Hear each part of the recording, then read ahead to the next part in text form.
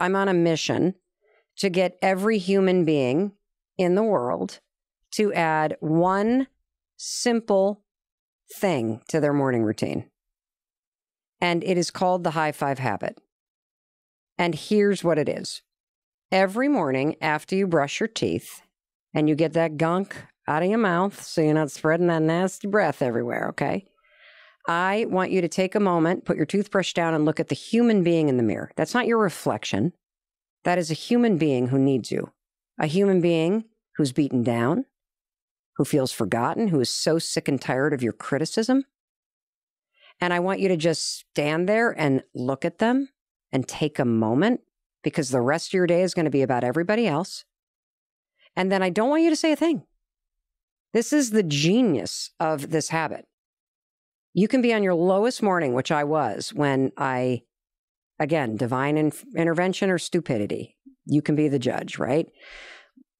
It was April 2020, and I was having a moment in my life where I just felt overwhelmed by life. I was waking up. The anxiety had come back. I felt like life was unfair. I had lost my dream job. We were in the middle of the pandemic. My kids were in a state of huge grief and anger and frustration because university, had closed, and, now they're dealing with it. I had a bunch of like all of a sudden my business is imploding. And, don't forget, just over 10 years ago, I was in a crisis financially where my husband and I were about to lose we couldn't even pay for groceries. My dad was lending us money. Yeah.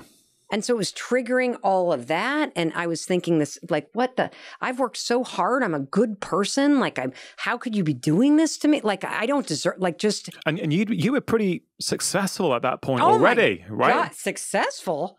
I was the number one female motivational speaker in the world. I had a daytime syndicated talk show in the United States, so 175 shows a year, giving advice. I, had the 5-second rule book, which was self-published and a huge millions of copies sold.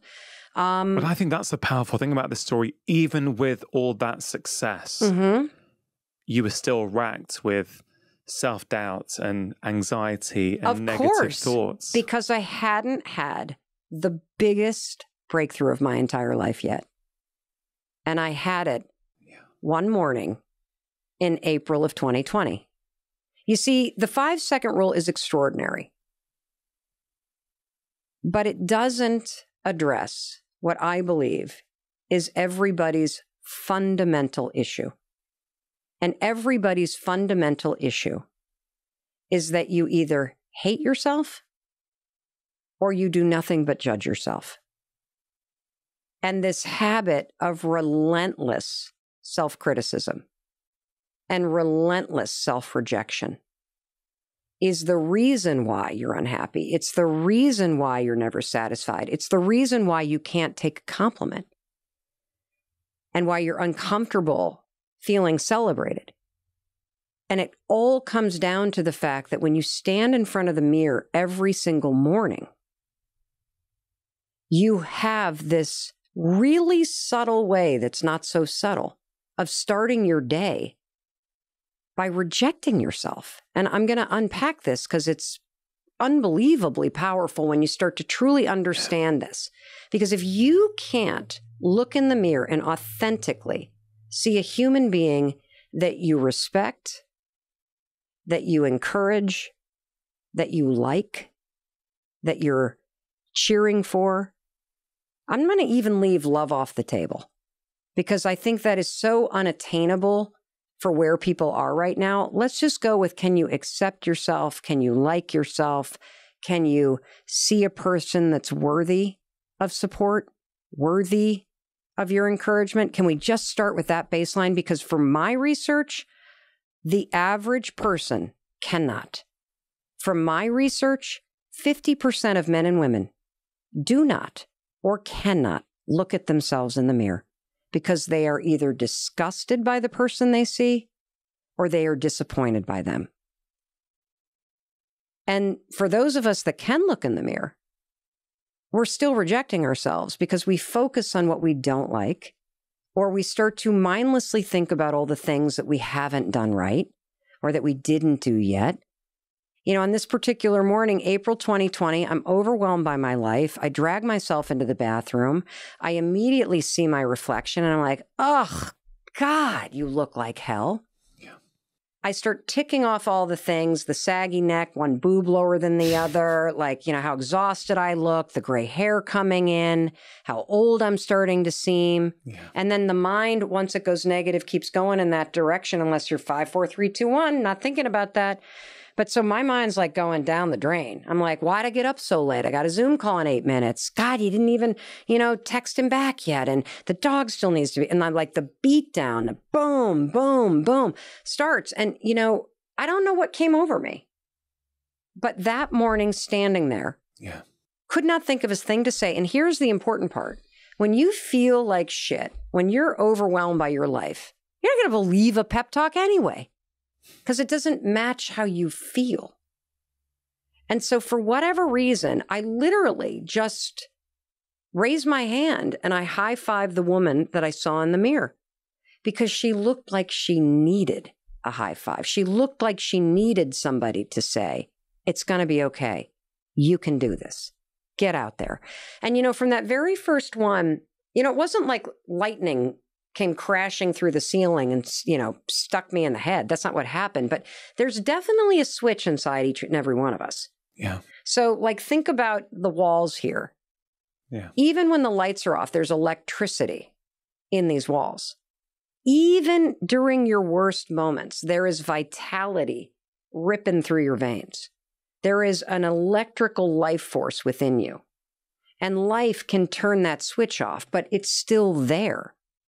There was something about this high five action that felt like a flip, like the switch flipped on, and all of a sudden the energy could connect back and something inside me turned on. Now, that first morning, I didn't go, yeah, that's not what happened. I just felt this sort of shift to, all right, you got a roof over your head, your family's healthy, you've saved money. It's not that bad. Yeah. Get out there. I didn't even think those things. It was more like the electricity, the energy in me, this vitality kind of kicked in. But it was the second morning where the profound nature of what I was stepping into really kicked in. So I wake up, anxiety, ankles right up the legs, feel like the rush of, oh God, something's wrong. 5, 4, 3, 2, 1, I get out of bed. I start walking to the bathroom, and it's as I'm walking to the bathroom, I'm not even in there yet, that I feel something I have never felt in my entire adult life. And it's this. When you're about to go to a cafe and you're going to meet somebody you're really excited to meet, right? Yeah. Or somebody you really love, you're going to see them. Yeah. What do you feel right as you're about to walk in the cafe? You're excited. You're upbeat. You're anticipating something good happening. Yeah. I actually realized I was feeling that way about seeing myself. Yeah. Now, I'm 53 this year. I don't think until that morning in April 2020, I had ever had an experience as an adult of being excited to see the human being Mel Robbins. I've been excited to see an outfit or a haircut or the way new eyeshadow might look. But the human being? The way our kids, when they're really, really little, just love the sight of themselves? This unconditional support and celebration that's hardwired in your DNA when you're born? Yeah. And so as I rounded the corner that second morning, that's when the profound nature of this started to really hit me. And I stood there and I stared at the woman in the mirror. And I realized I don't think I've ever asked myself the question, what does she need from me today? I've never joined in partnership with myself. I have been so busy trying to get shit done, trying to make sure people like me, trying to make sure the bills are paid, trying to make sure everybody else is okay, trying to do all this stuff that is the stuff of our lives, that I have forgotten about the most important person, and that is myself. And again, I'm going to go back to a point that we have been talking about kind of in various ways, which is we all know that we're supposed to love ourselves. We all know that we're supposed to be kind to ourselves. You can read a quote on Instagram. You should talk to yourself like your best friend. The problem is how. You read a quote like that, you're like, no shit, Sherlock. How do I do it? I mean, like, what? Seriously? Right? How do you do that? I don't know. I've been beating the shit out of myself for years. How do I stop doing it? I don't know. And, here's the thing. Like, logically, we know it's stupid. Because if beating yourself up, being hard on yourself, rejecting yourself, trashing yourself, if it actually worked, we'd all be millionaires. We'd have rock star bodies. We'd have the best marriages on the planet. We'd never have to work a day in our life. We'd be on a beach somewhere. Like, it would work. Yeah. But instead, we have these patterns of thinking and small patterns of behavior, like not looking in the mirror at yourself is a form of rejecting yourself. Picking yourself apart is a habit of rejecting yourself. And so when you start your day like that, which you do, and then you go out into the world having rejected your very being, this is the reason why you are so thirsty for everybody else's validation. This is the reason why you are seeking your worth in the money that you make, in the car that you drive, in the downloads that you get, in the likes that you have, in the neighborhood that you live in. You think your worth is outside of you. And I'm here to tell you the secret to your fucking life is grab that worth and bring it back home. Start practicing a physical habit, an action that demonstrates to your brain that you respect yourself, that you believe that you're worthy, that you deserve forgiveness, that you deserve encouragement, that you believe in you. And as you start to practice the physical action, the universal symbol for I got you, I love you, I celebrate you, I see you, I believe in you. When you practice this physical action, the neuroassociation that is already in your brain with the high five to yourself in the mirror takes over. It's insane how this works. The science is mind-blowing. I think this is 1,000 times more powerful than the high five habit because it cuts down to the core of who you are. You think it's more powerful than the 5, 4, 3, 2, 1 habit? Hell yes, I do.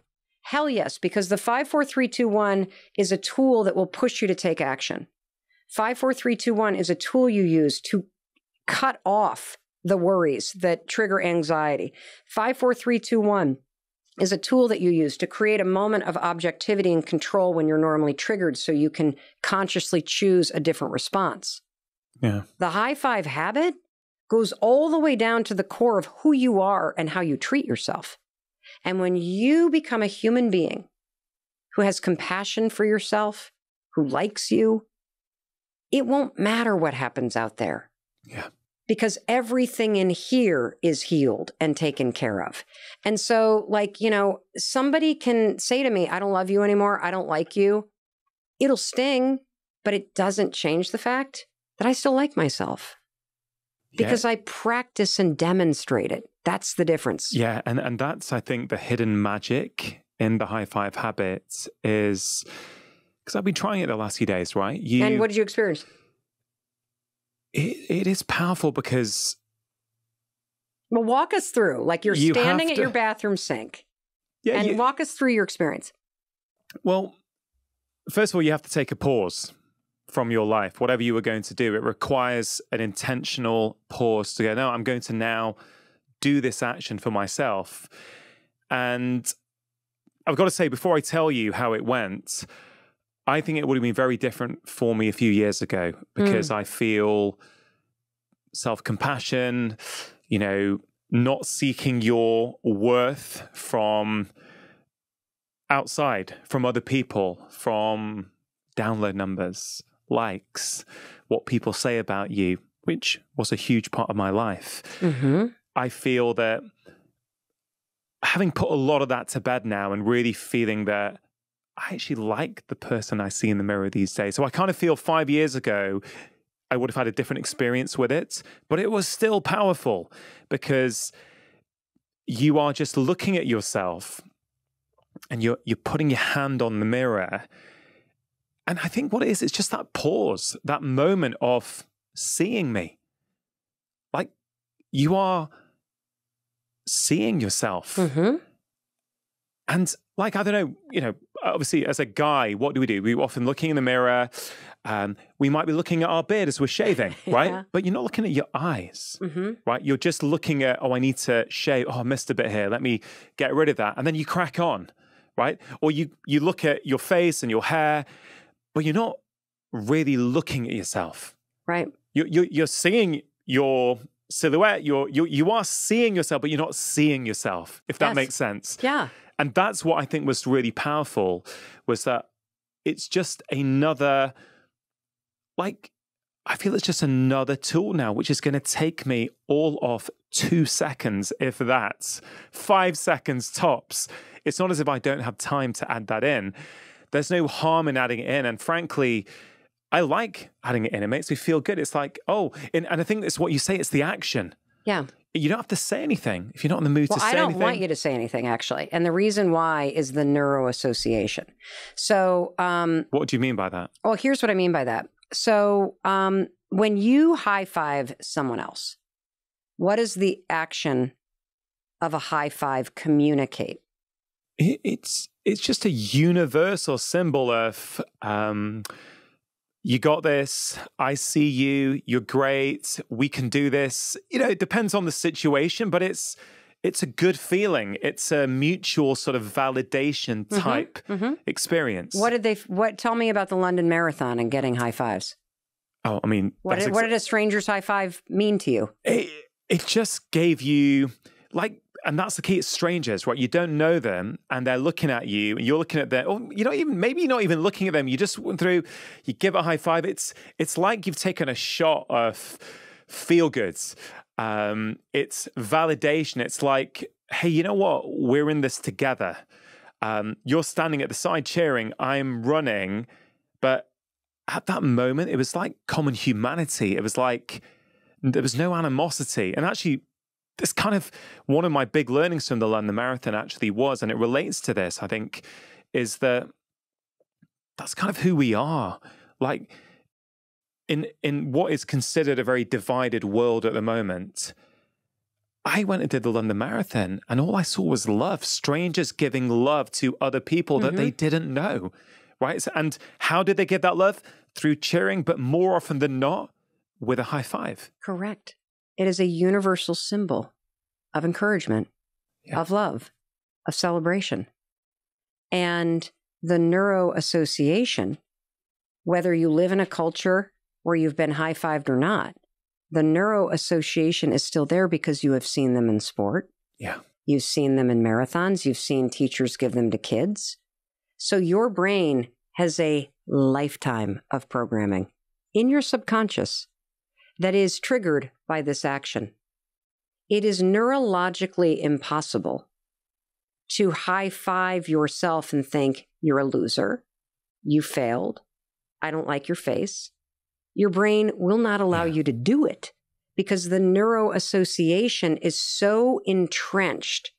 It has only ever meant, I celebrate you, I see you, I got you, keep going, you got this, I'm behind you. As you say that, Mel, it makes me think of gratitude, because when we are feeling grateful, we can't feel down, we can't feel anxious, we can't feel annoyed with ourselves. And in some ways, this is kind of gratitude for ourselves. Correct. Because the thing about gratitude, which obviously has tremendous, demonstrated, proven benefits in your life, most of us are grateful for things outside of us. Yeah. What I'm teaching the world to do is to unlock neuroassociation in your mind and in your nervous system and aim it back at yourself. And use this simple habit to interrupt the critic, to break the default loops in your mind associated with judgment, shame, criticism, hatred for self, and to replace it with a new default setting of seeing yourself the way you see your child, which is love. Yeah. Like, my kids do stuff that piss me off all the time. And I can be upset with them or disappointed with them, but I never stop loving them. Yeah. And there is something that has happened to each and every one of us that as life's pains and heartaches and disappointments and setbacks sort of stack up, we stop loving ourselves. We start judging ourselves more.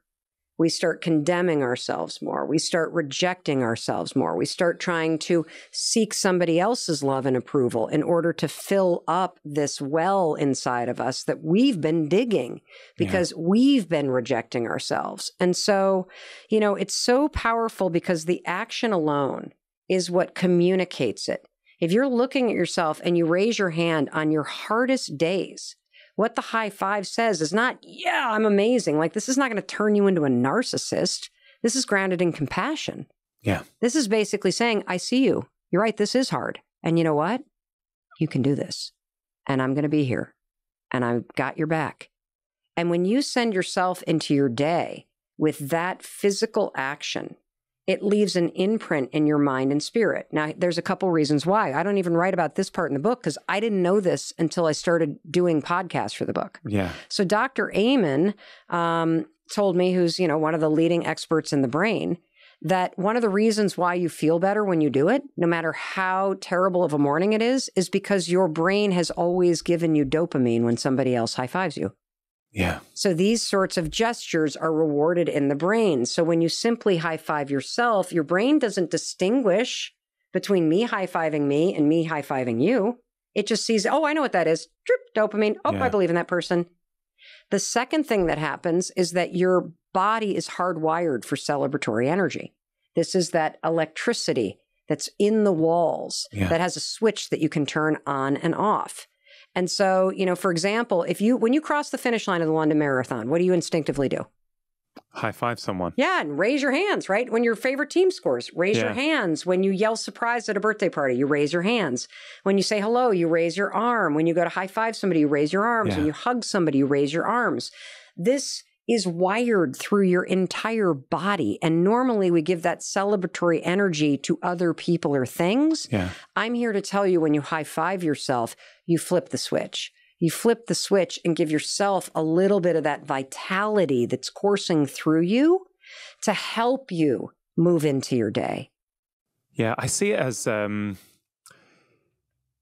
almost like it is about the high five, but it's not in many ways as well, because it's like if you're going down a road and the high five to yourself sets you off on a different path for the rest of that day compared to had you not done it, right? 1,000% right. So let's just use a great example that everybody can latch onto. Sport. Yeah. So if a team is about to play the championship in the league, right? Yeah. And they're the underdogs. What is the best way to send the team into that game? Is it to beat them down? Oh, you did a terrible job on the London Marathon. You're going to face plant in New York. Oh my God. And I saw your split times. We're fucked. No, that's not the best way to do it. But that's what we do to ourselves. Correct. Correct. And so I'm here to say, you don't have to say anything because you're not going to believe it. So we're going to cheat this. We're going to circuit your feelings. You're bypassing Correct. words. It's like when you take like this ridiculous example, but it's like when you take a B12 supplement, but you take it sublingually, so it dissolves. So you bypass having to go into the gut, through the liver, and then you get it straight in. Correct. And it's got that feel to me. 1,000%. And so you send yourself into the game of life with that sort of optimism, with that resilience, with that compassion. And, you know, look, some days you're going to laugh. Some days you might cry. People report some days you're going to just feel a little bit better. And some days you're going to high five yourself and laugh out loud from the dopamine and walk into your boss's office and ask for that raise or quit. Because you're going to remember that no matter what, you're going to be okay. You're going to remember that no matter what, you got your own back. You're going to remember that it doesn't matter if nobody says great job at that presentation that you worked on, because you can walk into the bathroom, as people have written to us, having practiced this. Hey, I did a presentation at work. Nobody said a damn word. The old me would have walked into my cube and cried and thought I was getting fired. I knew I did a good job. I walked into the bathroom and high-fived myself. Your kids can stick this in their back pocket. And it's a way to reset yourself when you start going down that negative road. And why is this important? It's important because the high five is not going to remove poverty. It's not going to remove discrimination. It's not going to remove diabetes. It's not going to remove the fact that somebody just said they want to divorce you. It's not going to remove all of the trauma. It doesn't change those things. It changes you. Yeah. And it changes your relationship with yourself and your ability to believe that through your actions and your attitude, you can move the needle on those things. Yeah, I love that last point, Mel, because the similarities between the way you talk about this and the way I've been talking about certain behaviors and 5-minute habits for years, they are so connected.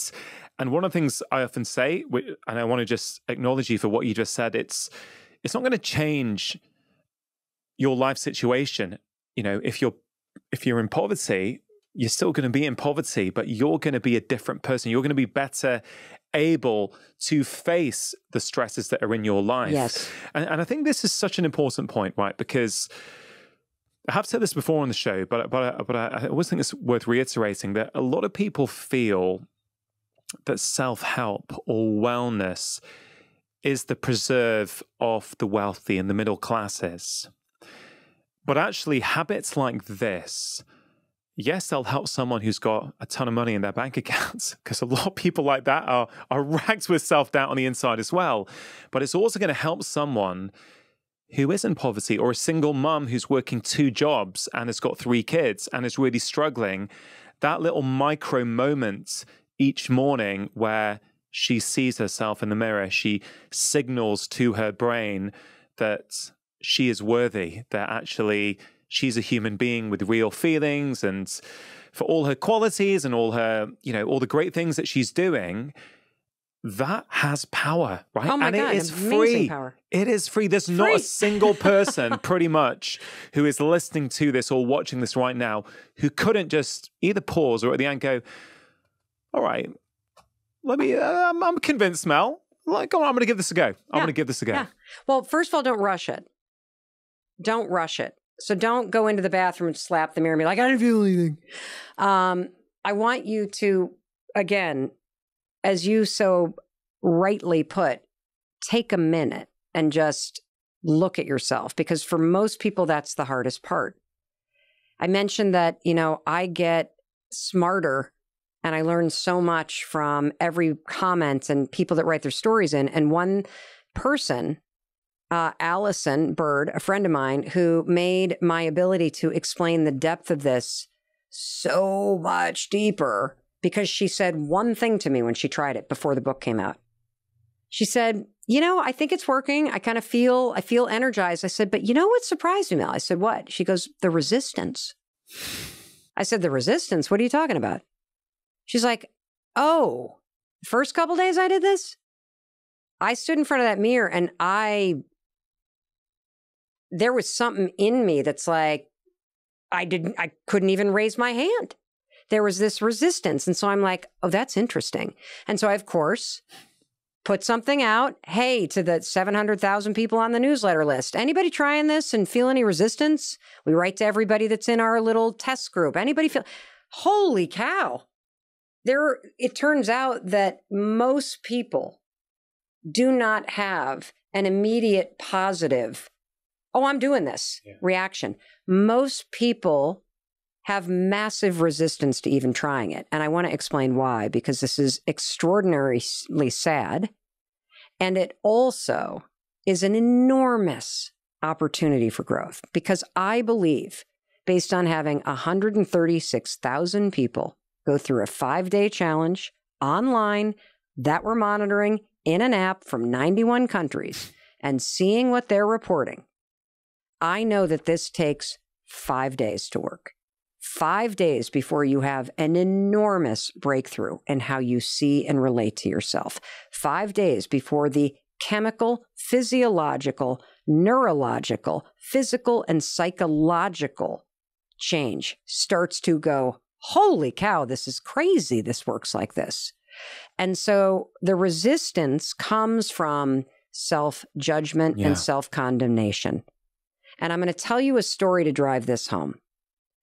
For people who stand in the bathroom mirror when they try the high five habit and they feel this resistance in their body, first of all, let me say, it's really normal to think this is weird because it is, okay?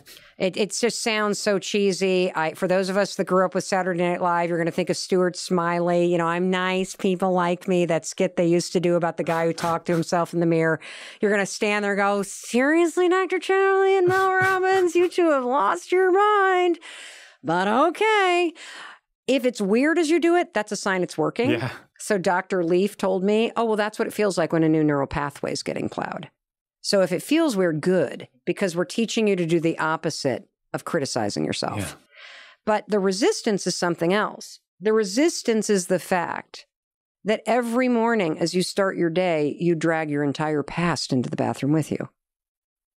And if you're somebody who has experienced trauma or been abused or abandoned or neglected or grew up with chaos and addiction, or you've been the victim of a crime, or you're constantly having to deal with discrimination or violence, all stuff that you're not responsible for. There are a lot of people who take all of that from their past, and when they look at themselves, they see somebody who's damaged. They see somebody who's unworthy. They see somebody who is unlovable because of those things. And what the high five starts to become when you do it is it becomes literally an act of defiance. It becomes an act of strength. It becomes a sign that I'm a survivor. It becomes permission to heal. It becomes this deep sense of feeling and knowing where you are and the fact that you have an extraordinary future despite all of the pain and suffering that you have endured and survived. And then there are people that bring everything they regret, all the shame, all the regret, so the cheating, the lying, the stealing, the hurt you've caused yourself or other people, the missed opportunities. And boy, did I get an unbelievable example of this in my own life. So, you know, I was doing the high five habit myself.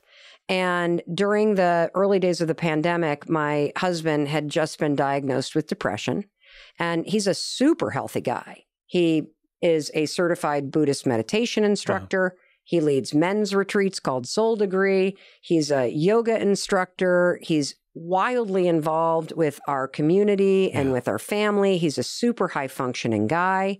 But he's just felt heavy.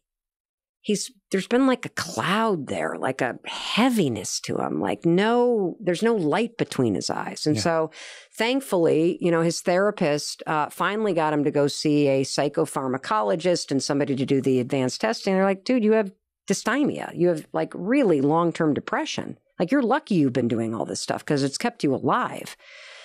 And you know, I turned to him at one point. I've been doing this for a couple weeks rather. And I'm like, you know, I know I'm not your doctor, and I know I'm not an expert in your mental health, but I really think you should try this high five thing. I really think it's going to help you with this depression. He's like, I'm not high five. It is the stupidest thing. I don't care what you're doing. No. And I'm like, okay, if you won't do it for yourself, would you just do it for me? Would you do it for 5 days? Because we're in the middle of researching this now. And I haven't even shared it with my audience yet. And I'm kind of like writing down in my journal what I'm feeling. And I've got a couple people on the team. Would you just do it for me? He's like, all right. So he kind of did the first one, like, are you happy? You know, typical spouse thing. Like, you know. So he did it for 5 days. And then I asked him what he thought. And he said, you're on to something really big. And I said, why do you say that? And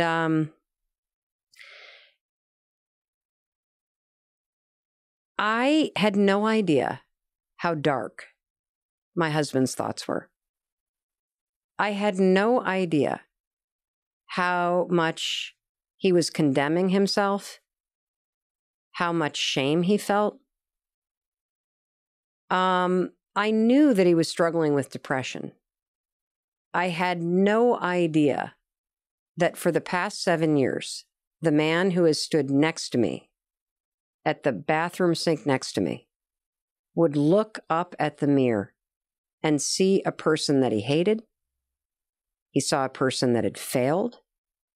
He believed that since the restaurant business didn't work, and since it left us 800 grand in debt, and that his wife had to go out and make the money, that he was the world's worst father, the world's worst husband, and he has been condemning himself every day for 7 years. And the reason he thought the high five was stupid is because you only high five people you care about. You only high five people who are winning. And he, of all people, didn't deserve it. And for me, I knew that he was struggling with shame around the restaurant business. I knew he was struggling with the amount of debt that we had and the fact that, he had, the investors lost money. Like, for me, I had a totally different experience. I'm like, you guys worked at that for 8 years? You made your investors whole? Like, hello, entrepreneurship? Like, we wouldn't have the 5-second rule without it. Are you kidding? Like, woohoo, we're winning. This is amazing. Like, his business partner had the same, like, he was proud of what they built, proud of how hard they worked. Chris, for whatever reason, that was not his story. Yeah. His story was condemnation, regret, shame. He could only see a failure.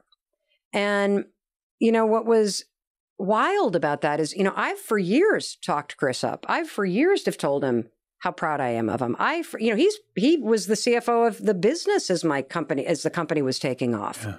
Like, he owns half of it. Like, he's an integral part of everything. Yeah. He doesn't see it that way. And that's an important part. Yeah. Nobody can heal you. Nobody can change how you talk to yourself. This is an inside job. And so if you relate to how my husband feels, I want you to understand that what Chris said to me was that this high five and pushing through the resistance is an act of forgiveness. It's an act of healing.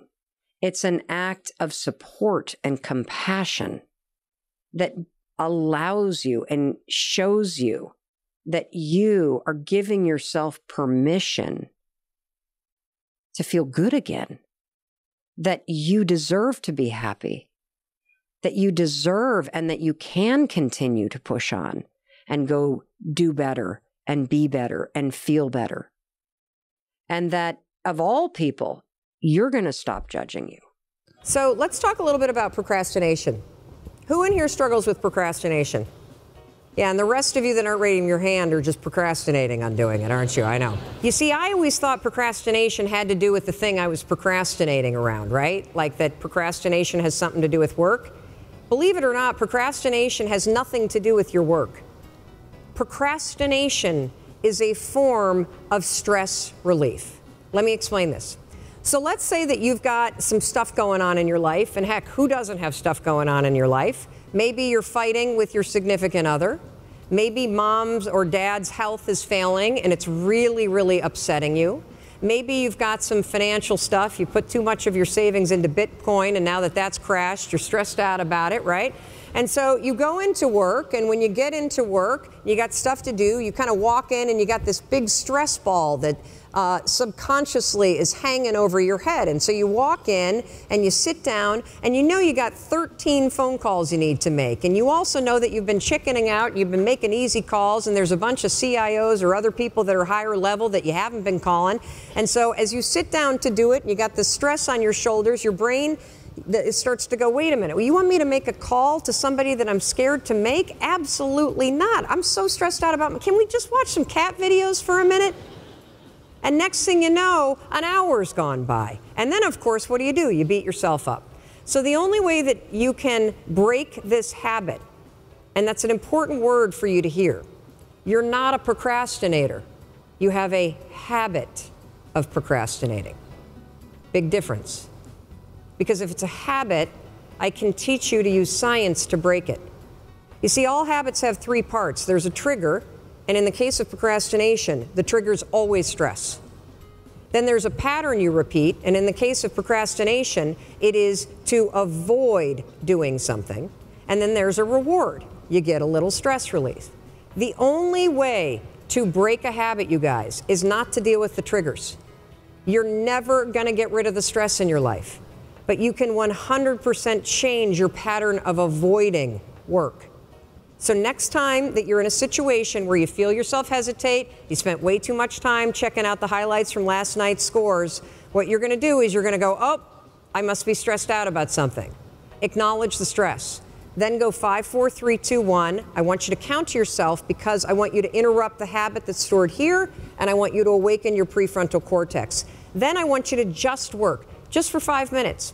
The reason why I want you to only work for 5 minutes is because your problem isn't working. It's the habit of avoiding. I just need you to start. And here's the other cool thing. We know based on research that if we can get you to start, 80% of you are going to keep going. In this video, I'm going to show you the specific way that you can use the 5-second rule to increase your productivity. Now first, let's talk a little bit about productivity as a concept. Productivity is not about blasting through your to-do list and doing more. It's actually about doing less. Productivity is the ability to make progress on the things that matter to you. It sounds simple, right? I mean, just move the ball down the field on the important stuff. But it's not easy. Why? Blame your feelings. You see, you're capable of being more productive. You're just waiting to feel like doing what you need to do. And guess what? You're never going to crack the whip on yourself when you have a million other things that you need to do and you got people that are making demands on you. One thing that you must understand is that you have the power to decide what's important. And productivity actually boils down to simple 5-second decisions. Here's one that you need to start making immediately that will have a tremendous impact on your ability to be productive.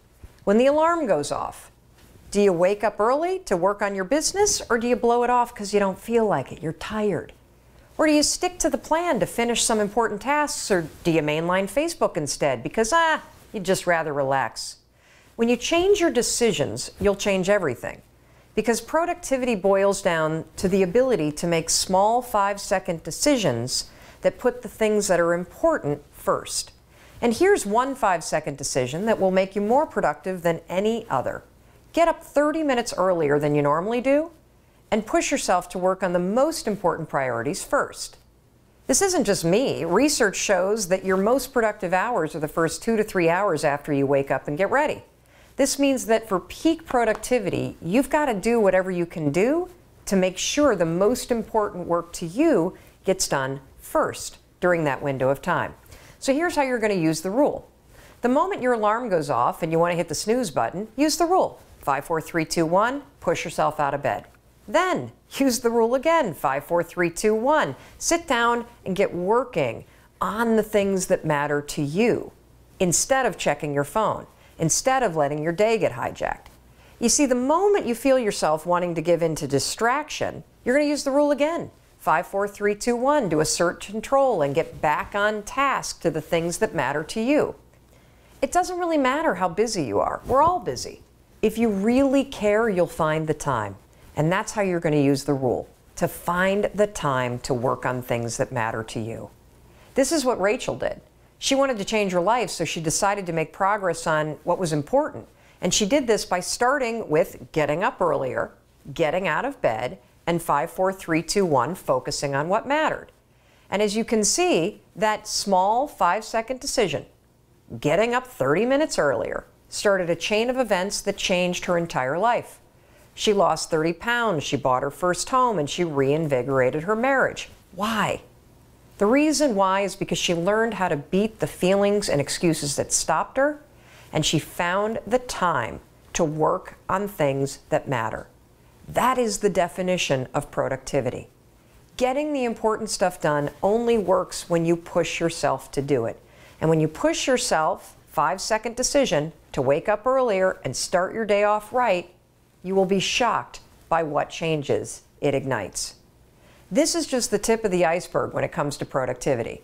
There are tons of strategies that I discuss that are based in research in Chapter 10 of the 5-Second Rule book, and how you can use all of this research in combination with the 5-Second Rule to not only become more productive, but to end procrastinating forever, to regain your focus whenever you get distracted, and lots of other things that are going to help you improve your quality of work and also your life.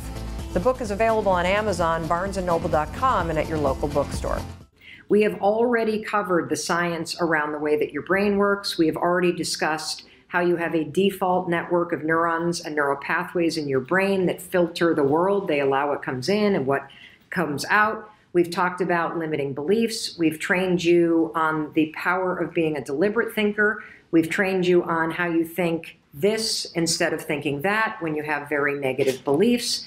And now we're in the portion of the program where we're talking about the power of your morning routine. Why is a morning routine critical for your mindset? The reason why your morning routine is critical for your mindset is a couple reasons. Number one, let's just think common sense. If you wake up and you feel horrible and you're in a bad mood and you pick up your phone or you turn on the news and the first inbound information that hits your brain is negative, or it triggers something in you emotionally that is negative, you are starting your day off on the wrong foot. And you might even have a habit that if you wake up and the day begins as a bad day, that you then spend the rest of your day convincing yourself that this entire day is a bad day. That is a major mistake. It's also not true because you get to choose how you view what's happening around you. And the second reason why your morning routine is critical is because the first 2 hours that your brain is awake are the best 2 hours for your brain all day. And so I believe that if you create a very powerful morning routine, and the one that I am recommending that you start off with, and then you make it your own. You add in things, you take away things that you don't use or that you're not going to like. But everything I'm recommending is based on the science around productivity, focus, happiness, the way that your mind is actually wired to work. And that's why I'm recommending everything that I've been recommending in the program. I will explain very briefly the steps of the morning routine, but if this is the first video you're watching, it's day 11. Go back to day 9, go back to day 10, where I really begin talking about the power of a morning routine, why it's important, and I explain the science in detail. For today's training, we're going to talk about the third step in your morning routine. So when you get to the third step, by this point, you have already woken up on time and gotten out of bed when the alarm rang. You didn't hit the snooze button. You've already turned off the alarm on your phone if you're using your phone for your alarm. You have not looked at your phone. You have not turned on the TV. You have not let any information from the outside world cross the threshold into your precious brain yet. Why? Well, the reason why is I believe that you and your dreams, they deserve 10 lousy minutes. In fact, I think they deserve an hour. But I'm just going to go with 10 minutes because I know that you can find 10 lousy minutes to focus on your dreams, to focus on becoming a deliberate thinker, to plan out your day, and to figure out what your priority is. I have studied morning routines, journaling methods, the science of productivity. It has taken me 3 years to figure out the perfect morning routine journaling method. It takes me less than 5 minutes. Less than 5 minutes. Each prompt in the journaling method is backed by science. It is designed to make your mindset more powerful. It's designed to give you control. It's designed to leverage the world's most powerful research around focus and around happiness. And literally, it takes you less than 5 minutes. I'm going to walk you through step by step this week the science behind each one of the prompts. I invite you to print this out. I invite you to go to the 5-Second Journal and look at the science. And I invite you to think about what's working for you so you can create a morning routine that really empowers your mindset. Because I don't want you to wake up in the morning and immediately let the world in. You're under siege all day long from the world, from your friends, from your work, from your emails, from your social media, from the television, from the 24-hour news cycle. Your dreams deserve 10 to 30 minutes in the morning for you to get your head on straight, for you to focus yourself on things that are positive, for you to figure out how to build momentum and make progress on something that matters to you today, and for you to work on building your deliberate way of thinking so that by doing so, you're going to reprogram your default network in your brain so that your mind automatically starts filtering the world in a way that works for you. That's why I'm teaching you this, because it's all building on the things you learned in week 1, on days 1, 2, 3, 4, and 5. Okay, we're on day 9 now. So the first prompt is very, very simple. And the first prompt is all about your mood. So the second that you wake up, remember, you're going to get out of bed.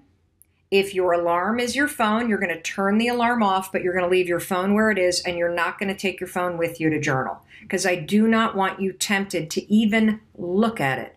I want your head clear. I want you present. I want 10 lousy minutes for your dreams. Don't your dreams deserve that?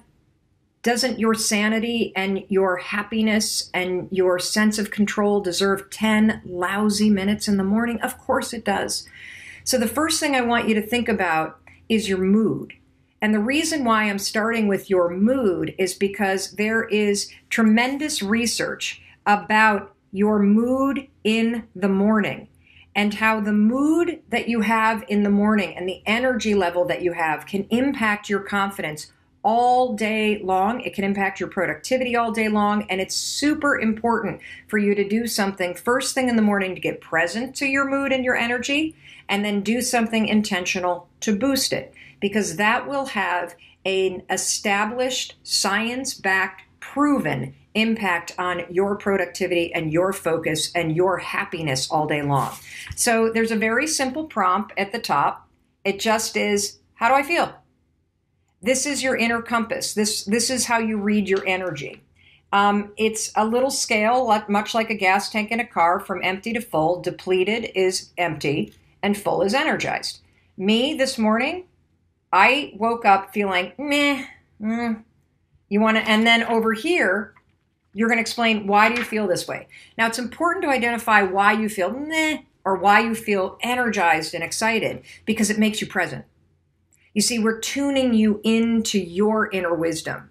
We are teaching you how to be present and mindful. And even if when you get present to something that's negative, we're teaching you how to turn it around. See, negative isn't bad. It just is what it is. When you recognize that you woke up and you're feeling, meh, which is how I felt this morning, now that you're present to it, you've got the power to get deliberate and shift it. So why did I wake up and go, meh? I'll tell you why. Because there was some woman in the room next to me who was awake at 4:15 this morning, yapping to the person next to her. They weren't, doing anything that I hate hearing in a hotel room, other people through the wall, if you know what I mean. I'm keeping this family friendly. But she was just talking and talking and talking. And then I woke up again at 4:37, and I woke up again at 5:12, and I woke up again at 5:57, and then I woke up again at 6:20, and then I just got up. I mean, my alarm hadn't even gotten up yet. And I was so annoyed. And that's why it was like, meh, because of this chick next to me in the hotel room. It's actually the first thing that I said to Mandy. So I wrote down, I feel this way because I kept getting interrupted in my sleep and woken up by this person, and that bothered me. And the other reason why I feel meh is my neck kind of hurts. Sleeping in so many hotel beds, it's been lousy for my 50-year-old neck. So now the next thing that you're going to do, how long did that take? 5 seconds. 5 seconds to circle this, 5 seconds to explain why. Now the next one, most important. To feel more energized, I can. We want to boost your mood in the morning. It takes 5 seconds to think about it. So I wrote down, I'm going to get up and exercise. So my business partner, Mandy, and I, we schlepped our way to a Soul Cycle class, a 45-minute spin class here. It was, I'm not in spin shape. That's what I learned this morning. But let me tell you, it boosted my energy. So in just those 3 5-second questions, I have leveraged very profound and powerful science around mood to take control of my mindset. I could have easily in my old life woken up, been interrupted by some woman next door to me in the hotel all night long, been annoyed about it, carried that like, oh, I didn't get enough sleep all through my entire day. all through my entire day. How many of you have done that? You got a lousy night's sleep, or somebody interrupted you when you're sleeping in a hotel, like what happened to me, or the dog barked and had to go out at 3 o'clock in the morning, or maybe one of your kids came home after a night of partying and then you were upset and you had to deal with that. And then you went back. And so you wake up and your mood is lousy. And then all day long, you basically make one moment where you wake up in a bad mood become a bad day. You're not going to do that anymore. That's the power of a mindset reset. And that's why you're going to start with mood when you wake up. Do it anyway is a mindset trick that you can use when you start to feel excuses rolling up. It works a lot like the 5-second rule. So you have said to yourself, okay, I'm going to talk to my boss today about that thing that I've been avoiding talking to them about. Or maybe you've said something like, I'm going to go to the gym today or tomorrow or whatever. And then the moment comes where you've got to have that conversation. Or the moment comes where it's time to pack up your bag and leave your desk and go to the gym. And what always happens? You don't feel like it. I bet there are plenty of you watching that have made a commitment that, I'm not going to have a drink tonight. And then guess what happens when you get home? You don't feel like not drinking. You feel like having a drink. And so here's what do it anyway has done for me.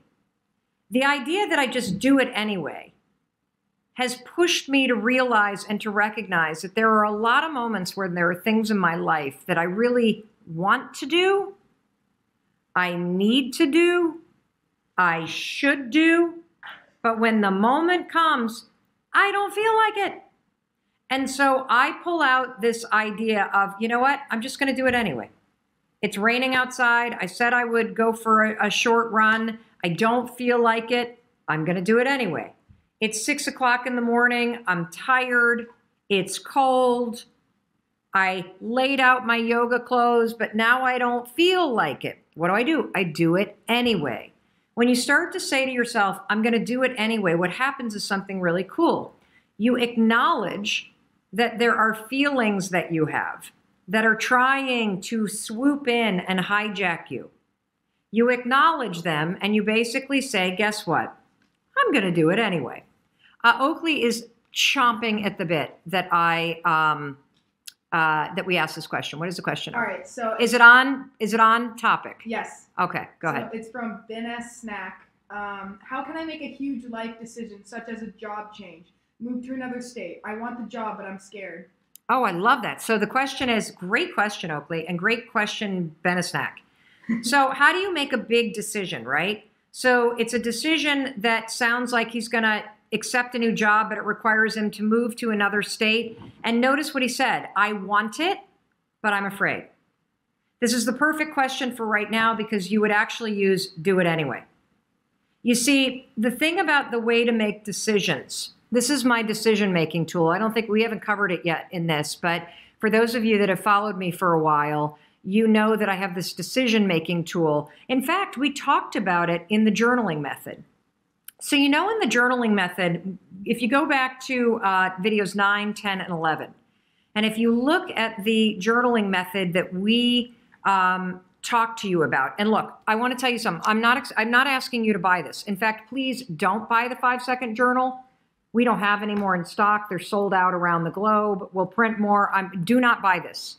I'm not doing this training to ask you to buy anything. I'm showing you this because for those of you that don't have the journaling method in front of you, if you go to 5secondjournal.com, 5secondjournal.com, if you go to 5secondjournal.com, what you will find is a ton of free templates that will show you the journaling method for free. You don't ever have to buy that. I'm telling you not to buy it. I want to be very clear. The reason why we're doing these trainings is not to get you to buy something, okay? It's to help you learn how to reset your mind. So back to the question. The opening thing in the journal, do I have one that's open here? Because then I could, well, I'll just open this one. The opening thing in the journal is a fuel gauge that has you tune in, and this is going to get to decision making, that has you tune in to how you are feeling energy-wise every morning. And so let me show you what that looks like in case you haven't seen those videos yet. So you see this little fuel gauge right here.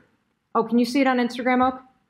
Am I holding it up? Yeah, just like not that one. Yeah, there you go. Okay, there you go. So that fuel gauge is a visual cue to have you tune into your energy and to assess whether or not you are depleted and empty about something and heavy, or the other extreme is energized, full, expanded, open to possibility. And the reason why I ask you to do that first thing in the morning to assess your mood, to assess your energy, to tune in, is because there's established research that says that your mood in your morning impacts your productivity and focus all day long.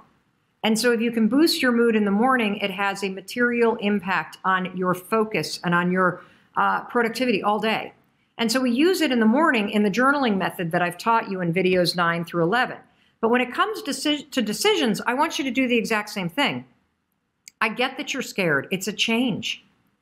I would be kind of surprised if you weren't a little nervous about doing something awesome, like moving to a new state and starting a new job and all the possibilities that come in with it. So if you're trying to make a decision, do I do this thing that's scary or not? What you do is tune inward and really assess, how do you feel about it? When you think about yourself living in this new place and having this new job and all the possibility and growth that comes with it, do you feel dead and depleted and stuck? Or do you feel energized and alive and full of possibility? You see, if the decision is something that will expand your future, that will create possibility, that will make you grow, then it is 1,000% something that you must do. And you must do it even though you're afraid.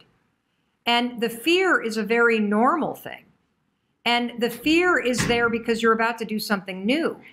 But do not use the fear to talk yourself out of making a decision that actually is grounded in growth and possibility and energizing you. So that's how I make decisions, using the stuff that you're learning in the Mindset Reset. And again, you can go back to the journaling method on videos 9, 10, and 11. But if you have a big decision to make and you notice that you're afraid, or you notice that you're stuck up here, go in and ask yourself, does the decision deplete me, make me stuck, make me feel dead, make me feel heavy? Or does the decision, even though it scares me, even though it's hard, is there something about it that expands possibility and opens up my life and will give me an opportunity to grow? If you're in this camp, the answer is heck yes. If you're in the dead camp and the hell no, heck no, okay? All right, cool. Let me give you a shout out real quick, because the do it anyway thing, I do it every morning. Because here's the deal about me, you guys. I hate exercising. I hate it. Yeah, you do. I do. I hate it. But actually, I should say it this way. I hate going.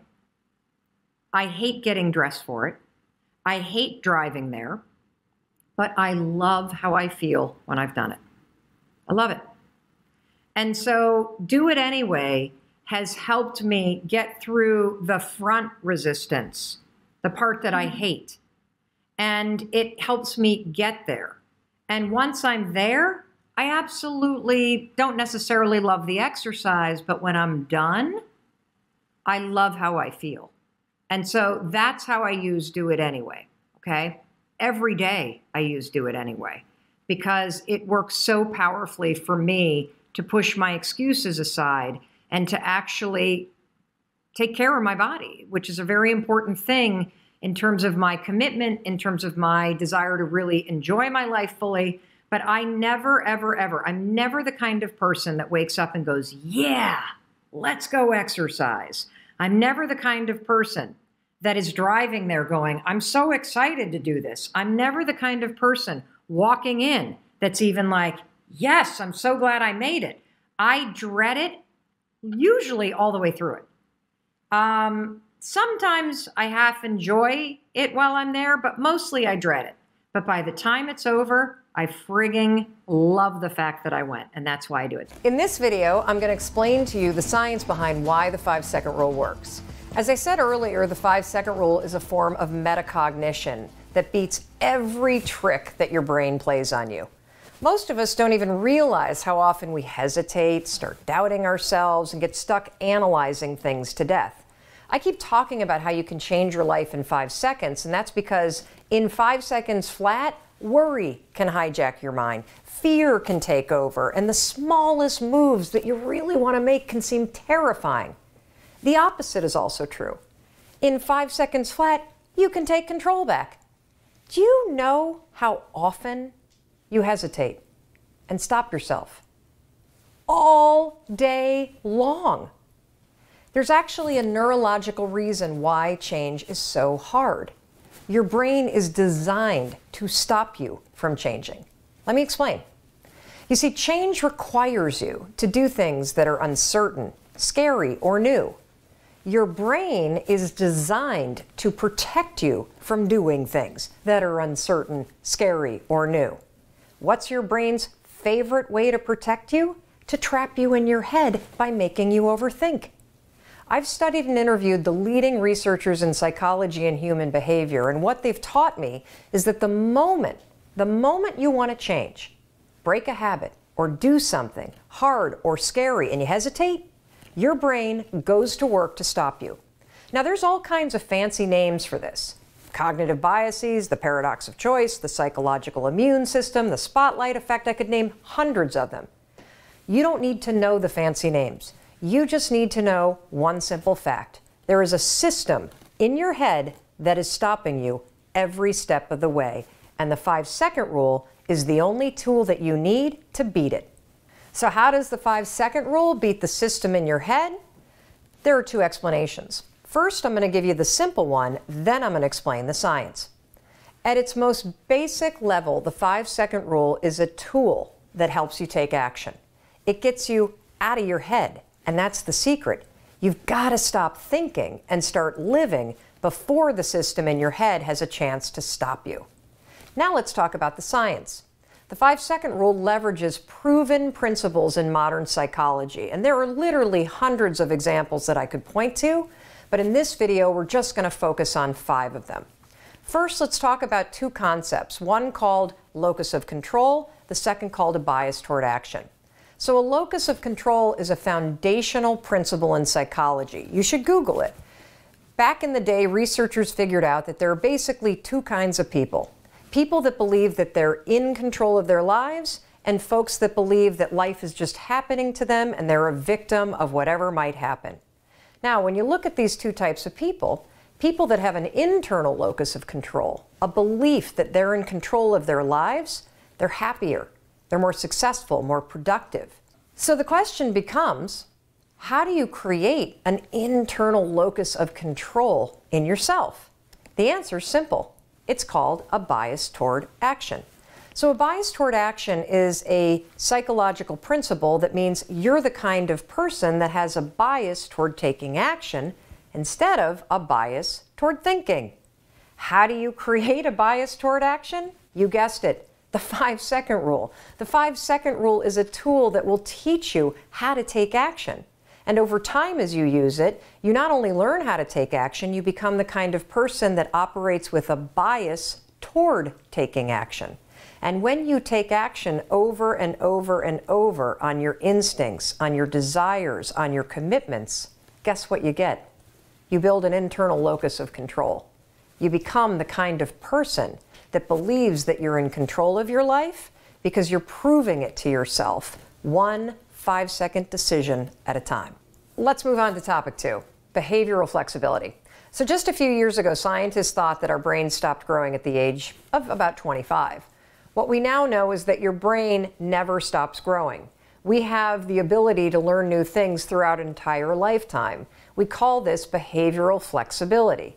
One of the things that's exciting about the 5-second rule and that we see from people all over the world is that when they utilize the rule over and over and over again, they not only create immediate change in the moment with a 5-second decision, but that over time, as they repeat the new behavior, whether it's speaking up in meetings more or it is pushing yourself to exercise over and over, that you actually create new habits and become an entirely different person.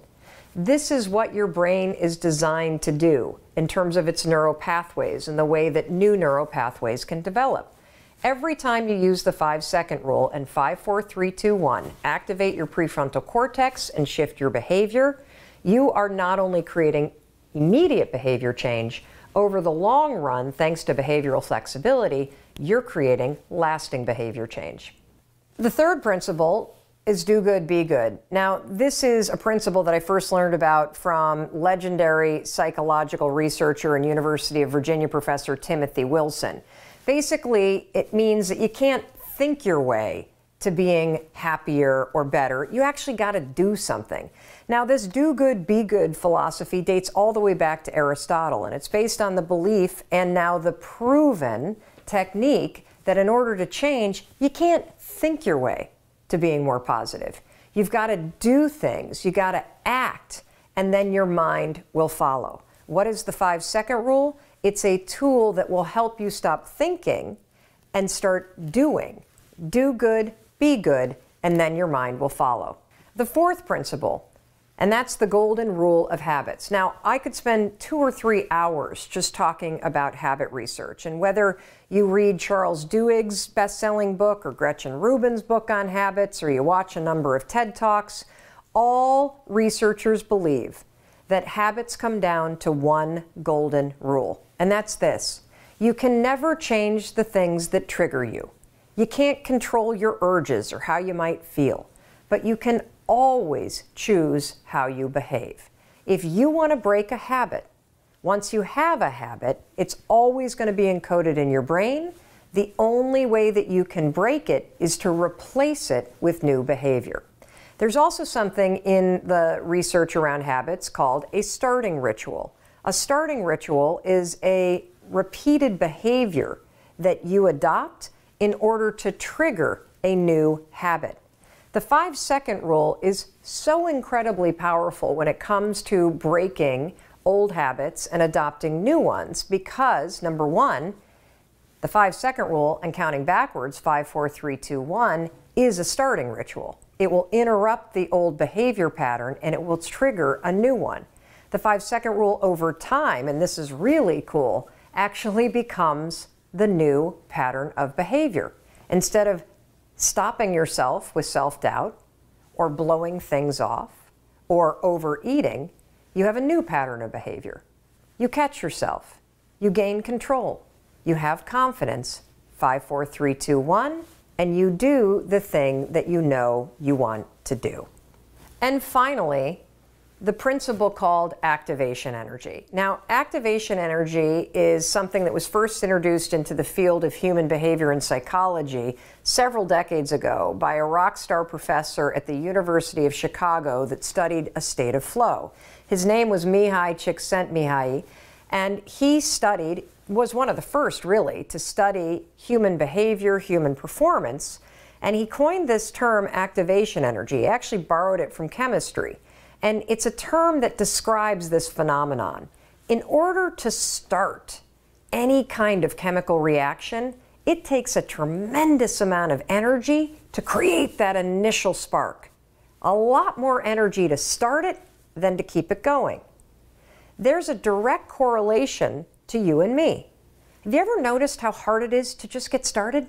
How hard it is to get to the gym? How hard it is to get out of bed? How hard it is to put down the bottle when you go to pour a second drink and you know you shouldn't? That feeling, how hard it is to get started, this is what Mihai's talking about. You need activation energy to start the chain, to start to sit down, to start to get out of bed, to start to walk out the door. That's the key to creating any kind of change. This activation energy inside of you that causes the initial boom. And then what do we hear over time? Once you start, there's a chain reaction, and that allows you to keep going. So what's this have to do with the 5-second rule? Freaking everything. The 5-second rule creates activation energy in you. The 5-second rule is how you activate change inside of you. It is a tool. When you start counting 5, 4, 3, 2, 1, you awaken your prefrontal cortex. You begin the process of changing. You push yourself in a new direction. That first push, that's going to be the hardest. Once you get moving, it gets so much easier. So those are just five psychological, scientific principles that explain the power of the 5-second rule. Personally, while the science is really interesting, I'm actually more inspired by the hundreds of thousands of people that we've heard from around the world, just like you and me, that are using this rule, not based on science, but using it in their lives and seeing remarkable results. The science explains it, but you're going to be absolutely amazed at what happens when you actually start to use this simple and powerful tool.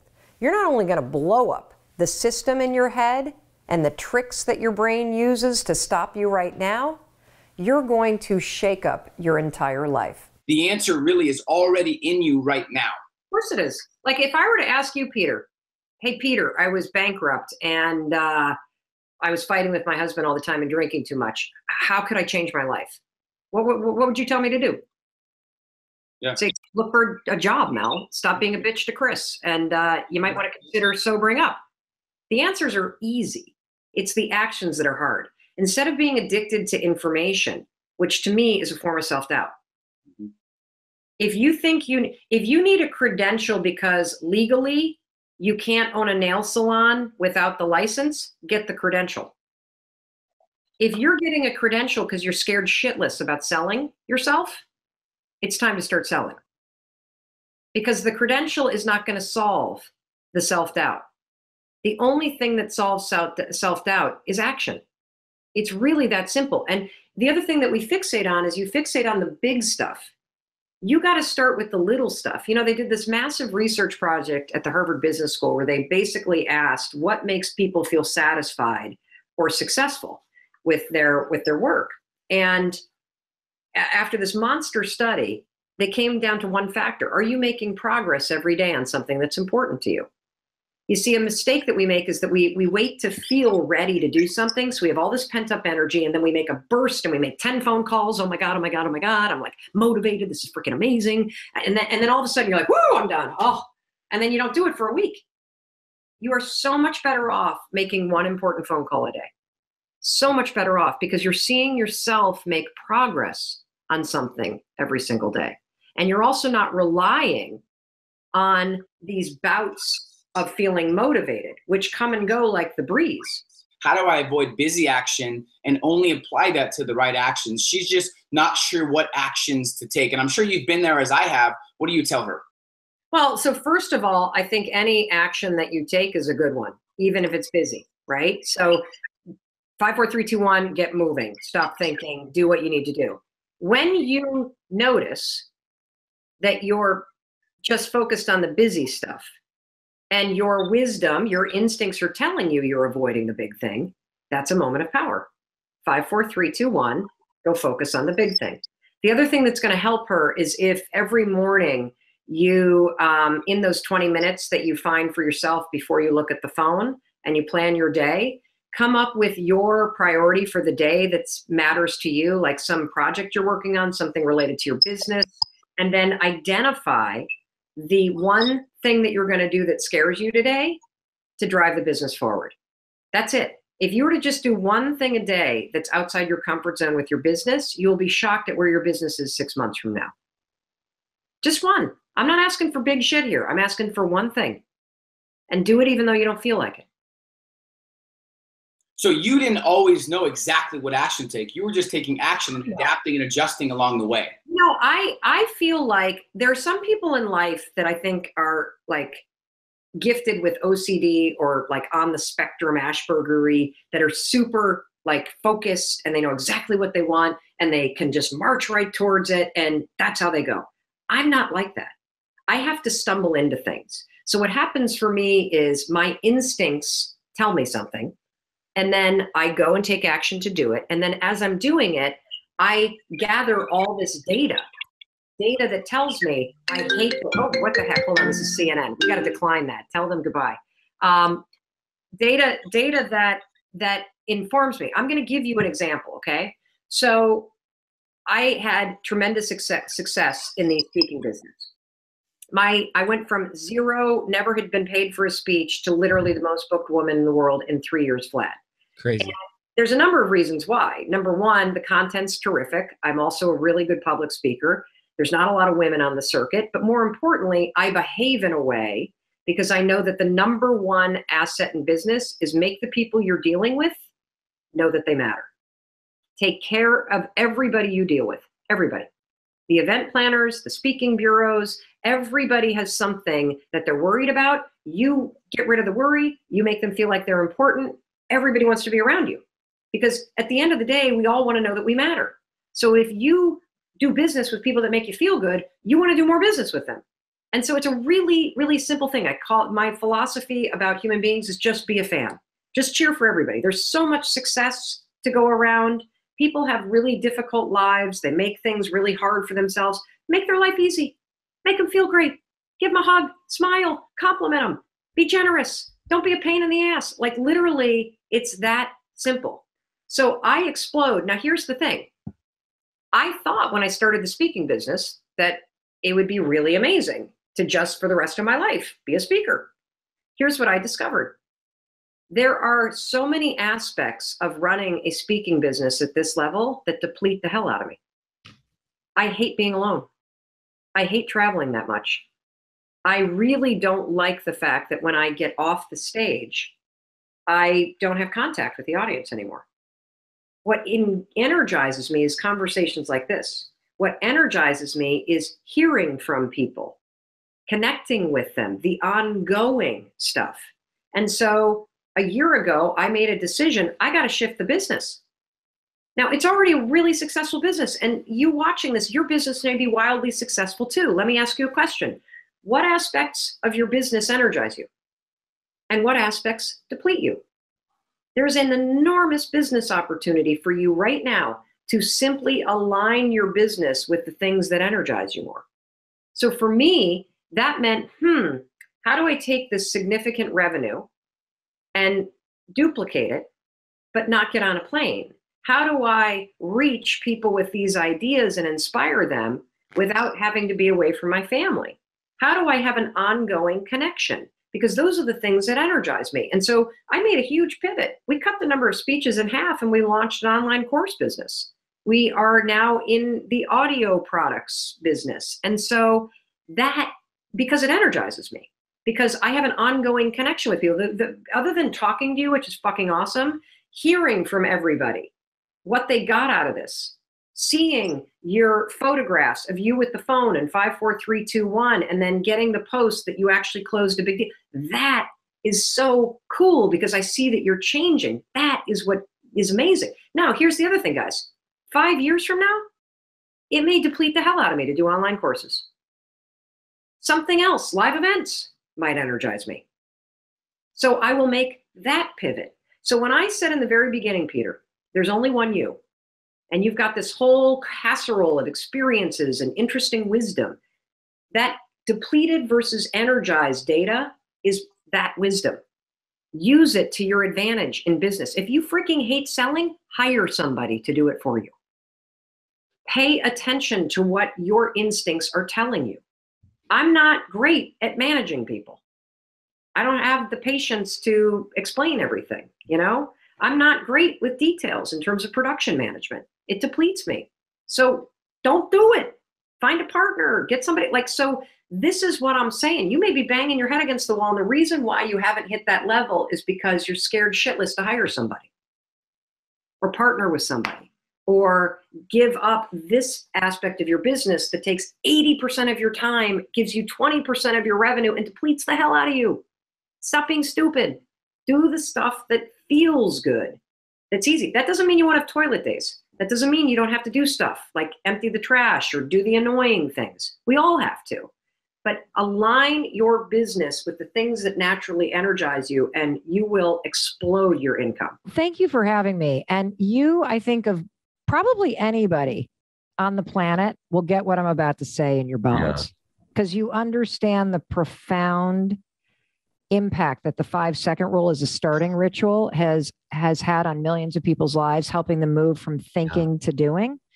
And even sitting here, Jim, with you, which it's just an honor being such a fan of your work too, to be here with you, even sitting here knowing the impact that the 5-second rule has had on millions of people's lives. Yeah. I'm going to tell you something. What's that? The high five habit is an even bigger deal with more profound change. And I can't wait to unpack it, but I'll tell you personally, I use the 5-second rule to turn my life around, to go from being bankrupt to being extraordinarily successful, to changing every habit I have, to improving my marriage. It got me into action. But I'll tell you what it never did. It never silenced the critic in my head that I lived with. It never ended the relentless beatdown that I was giving myself. And it never broke the habit that I had of constantly hating myself or focusing on the things that weren't working instead of celebrating myself and focusing on the things that were. And the high five habit cuts right down through all that noise and reconnects you with the you that's in there, with the confidence that is your birthright. And the way that it literally reprograms your mind is breathtaking.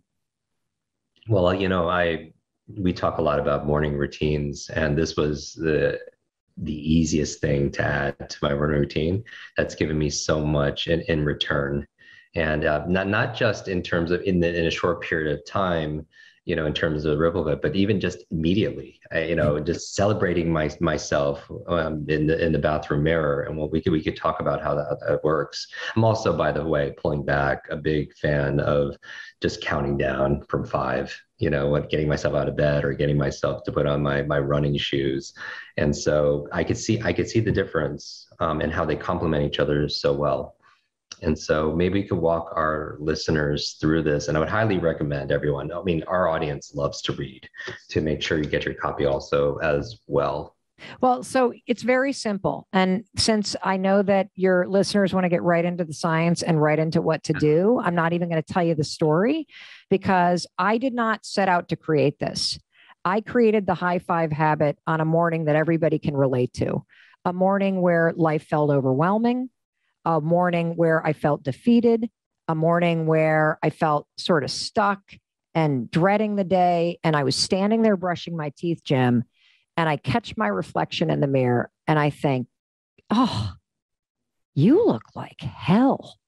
And then all of a sudden I started to criticize the way that I looked, like the dark circles under my eyes, the bags under my kind of chin and neck, and one boob's hanging lower than the other. And then once your thoughts go negative, they kind of take you down. So now I'm thinking about my day ahead and I'm beating myself up. Why'd I get up so late? And I've only got 8 minutes to the first Zoom call and the dog hasn't even been walked. And you just said something interesting.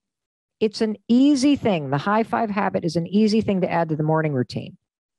We all talk a lot about morning routines. It wasn't until I discovered this that I realized there was a piece to my morning routine I was not even aware of. A habit that I needed to break, Jim. A habit that gratitude and exercise and all this stuff was not actually erasing. A habit of standing before the bathroom mirror and either ignoring the human being you see in the mirror or criticizing them. That is how we start our day. 91% of women don't like how they look. 50% of us can't even look in the mirror. I know it's true for men too. We stand in judgment. And so what happened for me this morning, here's the high five habit. It is profoundly simple. It's going to change your life the second you're done brushing your teeth. And I want you to do it right after you brush your teeth because I want you to stack this habit with something you're already doing because because you listen to this podcast, that it's the fastest way to learn a new behavior. Yep. Let's get the gunk out of your teeth so you don't spread dragon breath on everybody. Now let's get the gunk out of your head so you're not spreading negativity throughout your day. As you stand in front of the mirror, I want you to leverage a little piece of research from Harvard. New research shows that if you take less than a minute and you intentionally think about the day ahead and how you're going to show up as a leader, it changes your productivity, your focus, how you show up, and your ability to impact people. Let's throw that out the window in terms of being a leader. And let's look in the mirror and let's use that for ourselves to improve our own lives. I want you to take a second and I want you to realize there's actually two people in the bathroom every morning, Jim. There's you and there's a human being in the mirror that's been waiting for you to wake up and realize they need you. They're trying hard. They've got a good heart. They need your support and your encouragement. They need you to see them. They need you to love them. That is literally what I'm talking about when I talk about the high five habit, that you wake up and recognize there is a person you go through life with that stares you back in the mirror every morning, and your habit right now is to tear them down or ignore them. And I want you to set an intention, and I want you to look at them in the morning. And this is going to feel weird because you're going to realize I've never actually asked myself this question. And here's the question. What is that person in the mirror? What is she or he or they? What do they need from me today? We think about it for work, for our families, for everybody else. Yeah. You've never stopped and asked yourself, looking at yourself in the mirror, how do I need to show up for that person today? Then, as you've got that intention, despite the fact that it feels weird, despite the fact that you're going to resist this, and we can talk about why you're going to feel most likely resistance, I then want you to raise your hand and I want you to high five the reflection. And what's amazing about this new habit, Jim, is your brain and your nervous system are already designed to do the work for you. Mm-hmm. Because also, you mean, you think about how we high five other people, throughout the day. Yep. And to celebrate them, to encourage them, but we're not always doing that. I mean, it's interesting because no amount of love is enough to fill the yearning that our soul requires from ourselves, right? When do we work daily on being in love with that person in the mirror who has been through so much, but is still standing?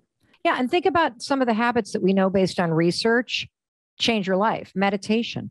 Meditation is profoundly important. The benefits you talk about all the time. Meditation develops self-awareness. It also helps you learn how to be non-reactive to your thoughts, but it doesn't change your default thoughts. Yeah. Gratitude, also hugely important, tremendous benefit. Yes, you should have a gratitude practice. However, almost all of us, when we practice gratitude, we think about things outside of ourselves that we're grateful for. And so the high five habit is about bringing the power back in-house.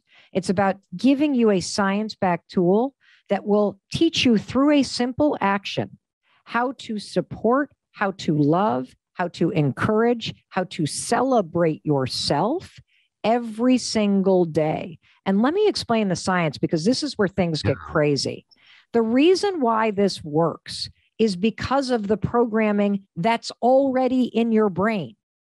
So you have a lifetime of giving and receiving high fives.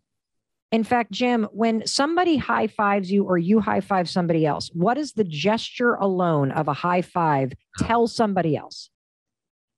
That they are extraordinary, they are amazing. Congratulations, you're winning. Exactly. You don't ever high five somebody and say, I hate you.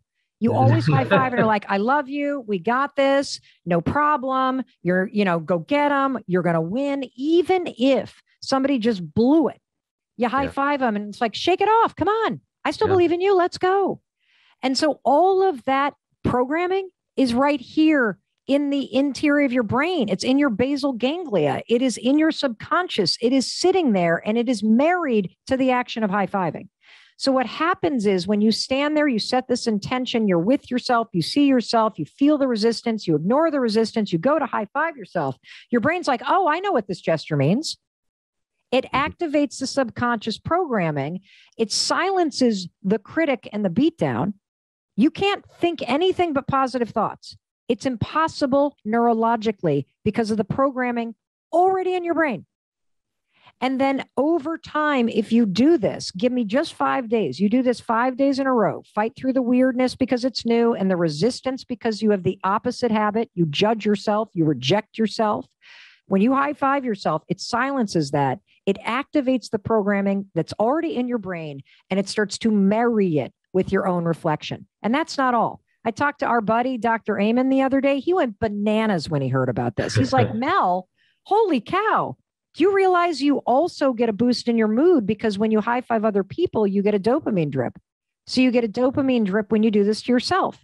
He also said, you know how when you come into the bathroom and you're kind of dragging in the energy and when you high five yourself, whether it's because you laugh or because you just kind of feel good, you get this little like pep in your step. So you start your day feeling slightly more energized. I'm like, yeah, Dr. Amen, tell me about that. He said, well, that's your nervous system. Your nervous system is encoded with celebratory energy. When you cross a finish line, you raise your hands. When your favorite team scores, you raise your hands. When you say hello to somebody, you raise your hands. When you hug somebody, you raise your hands. When you high five, you raise your hands. Your nervous system remembers it. That's where the energy comes from. The coolest thing about the high five habit, Jim, is the programming is already in you because you've been doing this your whole life for everybody else. Yeah. And we are hardwired for this. Hardwired. In fact, when you were born, DNA, in your DNA was celebration and joy. Little kids, when you see them in front of a mirror, they don't step back and go, my thighs are fat. Man, I'm a loser. They don't do that. They spin, they high five the mirror, they kiss the mirror, they love themselves. This is your birthright. It was your life experience that taught you to judge and reject yourself. And I'm here to tell you this simple habit of standing before the mirror and raising your hand and high-fiving yourself like you so willingly do for everybody else. Yeah. You don't have to say a thing. You can have resistance. You can feel that it's weird. You can literally reject it in your mind as you start to do it, and you will experience massive transformation as you complete the gesture because your mind is wired for this. You know, my husband, Jim, a lot of people know the story because it was his restaurant business failing that rocketed us into this personal crisis. And that's when I invented the 5-second rule. Well, his best friend and he worked at that restaurant business for 7 years. And at the end of the 7 years, they sold it for a song to a new investor. And our best friend, his business partner, was able to shrug and go, okay, well, that's entrepreneurship. I'm very proud of what we did. I'm proud of how hard we worked. And, you know, did we return the profit we wanted? No, but I'm still proud of myself. My husband couldn't do that. My husband said, I failed. Mm-hmm. Do you know for 7 years, he has looked in the mirror every morning, Jim, like so many of us do, and dragged his past in there and said, because this thing in my past, I am a failure. I am unworthy. I am unlovable. When I first started this high five thing in April of 2020 to pick myself up after getting fired from my dream job as a talk show host and in the throes of the pandemic and my kids in crisis and the world in crisis and just feeling overwhelmed, Chris couldn't do it. And the reason why he couldn't do it is the reason why everybody's resistant to doing it. It's because he was dragging all of that judgment and everything from his past into the bathroom every morning. And he was saying, because of that experience, I don't see a human being that's worthy of celebration. So if you've experienced trauma or abuse or discrimination, or you've been abandoned, or, you know, you're a human being and you've done things you've regretted, or you wish you could change and you'd forgive Jim or me for it, but you stand in judgment of yourself, you will resist this because right now you see a human being who doesn't deserve celebration. If you're like Jim and I, and you are very much achievement driven, you may realize as you resist this, that you don't celebrate yourself unless you've done something, unless you've worked out, unless you've got the money in the bank, unless you're driving the Range Rover, unless you fix that thing. And what I'm here to tell you is we got it all opposite, Jim. Yeah. You see, we've been withholding the very support and celebration that we need in order to feel inspired, encouraged, and motivated to take the actions that change our life. Hey, it's Mel. Thank you so much for being here. If you enjoyed that video, by God, please subscribe because I don't want you to miss a thing. Thank you so much for being here. We've got so much amazing stuff coming. Thank you so much for sending this stuff to your friends and your family. I love you. We create these videos for you. So make sure you subscribe. Mwah.